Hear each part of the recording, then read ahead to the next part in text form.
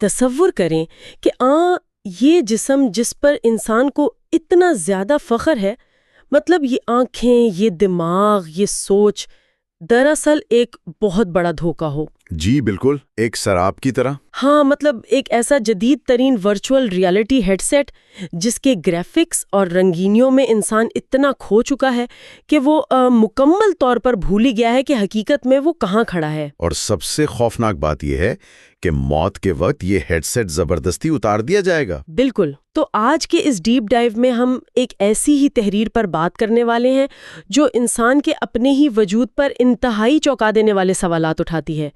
چلیں اس کے مختلف پہلوؤں کو کھولتے ہیں۔ یہ واقعی ایک ایسا نقطہ آغاز ہے جو سیدھا ہماری بنیادی سوچ پر حملہ کرتا ہے۔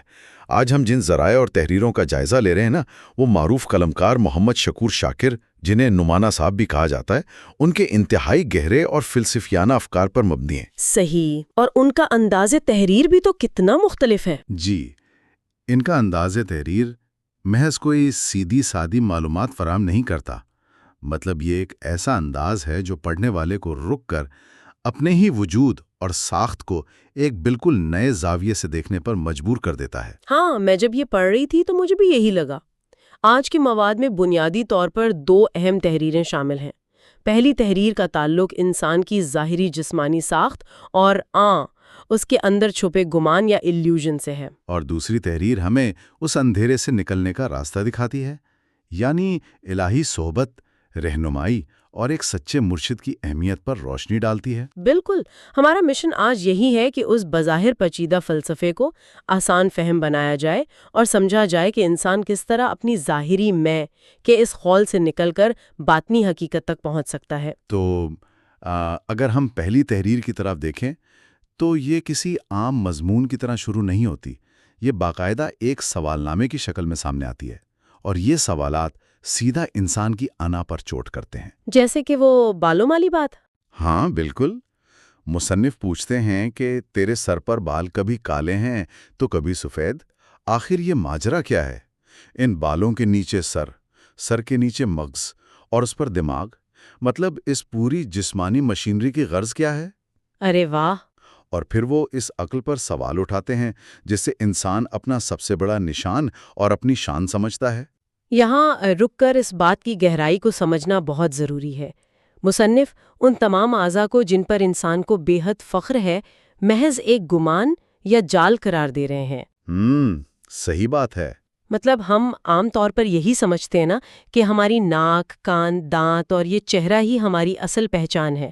ہم اسی کو اپنی کل کائنات مان لیتے ہیں۔ اور یہی تو وہ دھوکہ ہے جس کی مصنف نشاندہی کر رہے ہیں۔ تحریر کے مطابق یہ سب محض ایک فانی خاکہ ہے، یعنی ایک دن ختم ہو جانے والا۔ جی، مصنف نے جان بوجھ کر ان سوالات کا جال بنایا ہے تاکہ وہ انسان کو اس بات کا احساس دلا سکیں کہ جب وہ صرف اپنی محدود عقل اور ظاہری اعضاء پر بھروسہ کرتا ہے تو حتمی نتیجہ صرف حیرانی اور پریشانی کی صورت میں نکلتا ہے۔ یہ بات مجھے واپس اسی ورچوئل ریالٹی والی مثال کی طرف لے جاتی ہے۔ مطلب یہ بالکل ایسا ہی ہے جیسے کوئی شخص وی آر ہیڈ سیٹ پہن کر اس میں نظر آنے والے اپنے ورچوئل ہاتھوں کو حقیقت مان لے اور خوش ہوتا رہے، اور وہ مکمل طور پر بھول جائے کہ یہ ہاتھ تو اصلی ہے ہی نہیں۔ بالکل۔ لیکن تحریر میں کچھ بہت ہی پراسرار تضادات کا ذکر بھی کیا گیا ہے۔ مثال کے طور پر یہ سوال کہ آنکھیں دو ہیں تو پھر دل اور دماغ دو کیوں نہیں ہیں؟ یہ بہت دلچسپ پوائنٹ ہے۔ یا پھر یہ کہا گیا ہے کہ پیشانی پر اگر قسمت لکھی ہے تو وہ نظر کیوں نہیں آتی؟ اس طرح کے الٹے سیدھے یا متضاد سوالات پوچھنے کا کیا مقصد ہو سکتا ہے؟ دیکھیں، یہاں جو بات سب سے زیادہ حیران کن ہے وہ یہ ہے کہ ان تضادات کا ایک بہت خاص نفسیاتی اور فلسفیانہ مقصد ہے۔ یہ انسان کے اس غرور کو توڑنے کا طریقہ ہے جو وہ اپنے 5 سینسز یا حواس خمسہ پر کرتا ہے۔ اچھا، تو یہ غرور توڑنے کے لیے ہے؟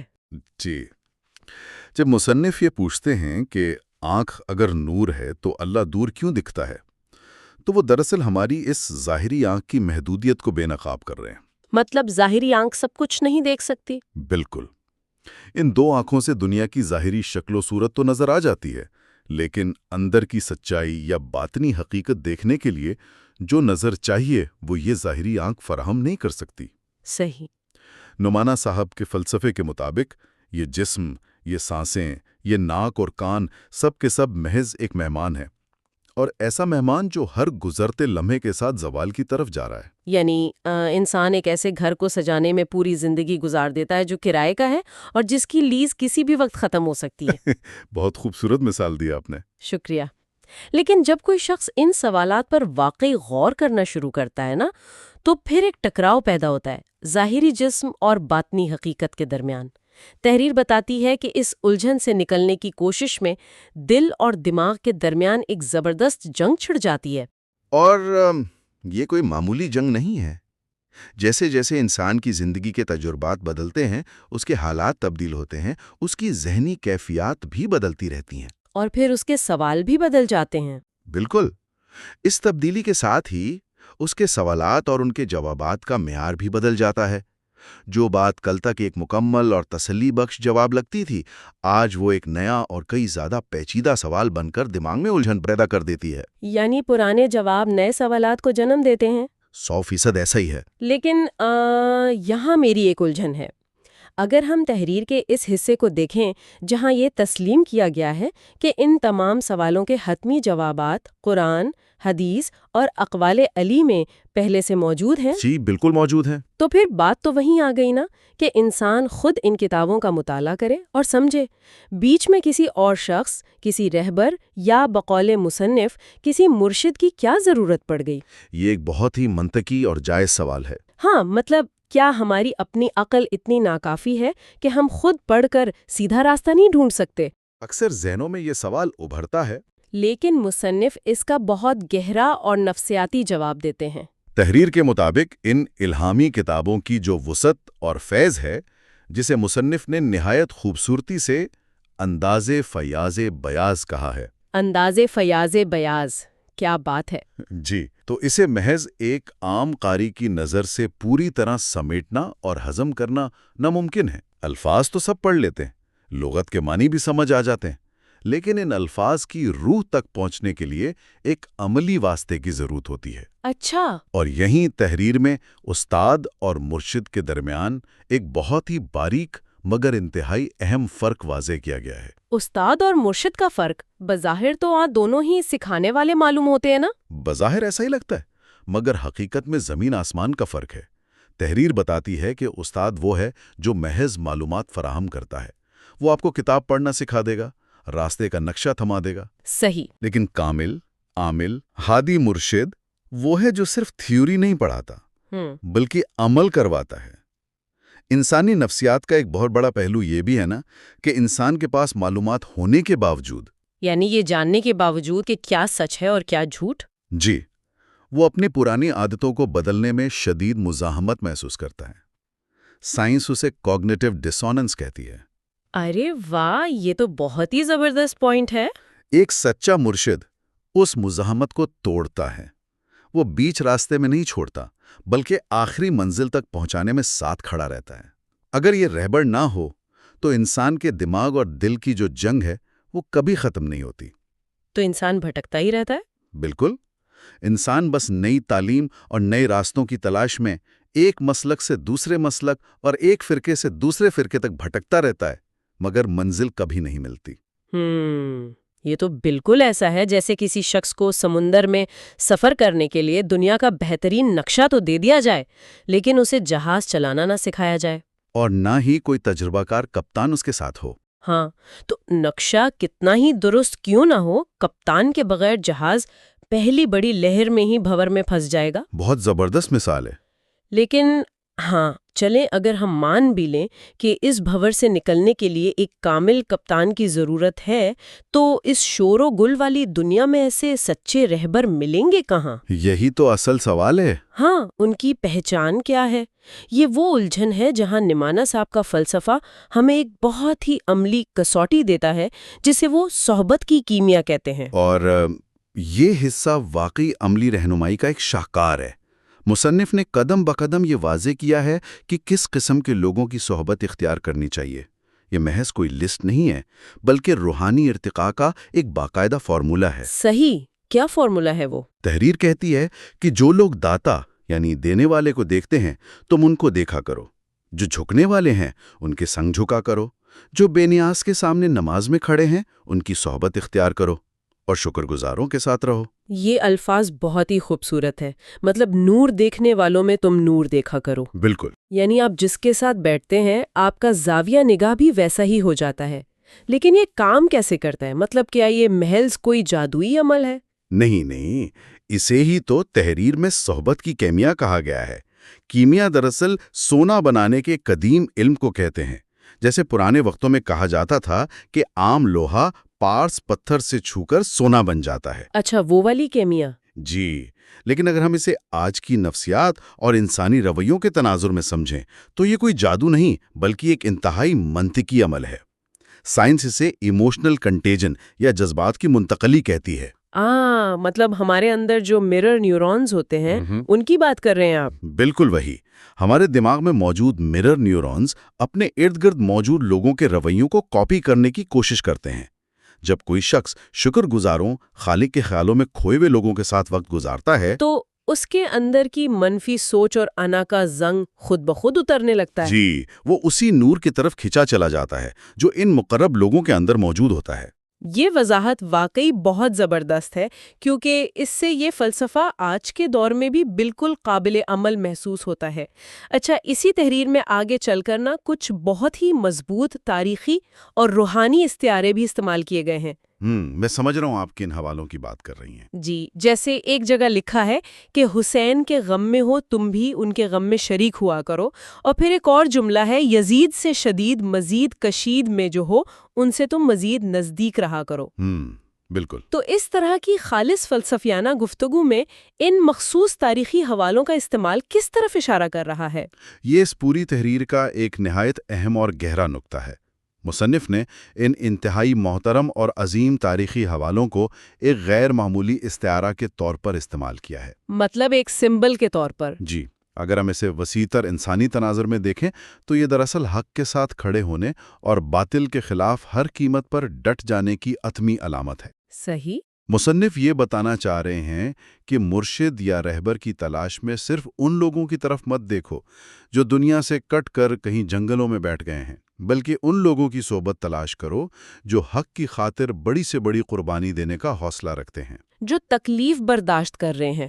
بالکل، جو باطل طاقتوں کی طرف سے آنے والی شدید تکلیف، جسے تحریر میں نہایت خوبصورتی سے کشید کا نام دیا گیا ہے، اس کا ڈٹ کر سامنا کر رہے ہیں۔